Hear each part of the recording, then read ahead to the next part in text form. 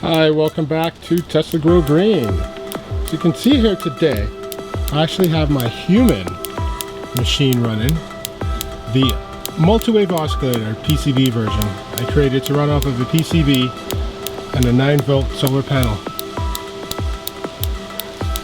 This here stimulates your cells by using high frequencies that can illuminate a light bulb in the air many feet away from my machine. Oh, look at that beautiful plant.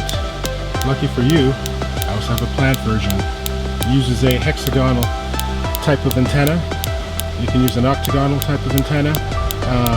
It's a rigid cell, a plant.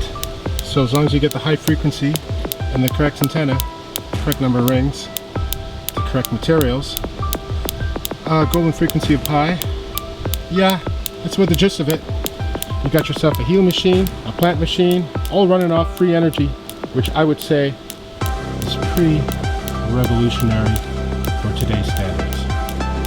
It's so powerful, I can't even contain it. Let me show you.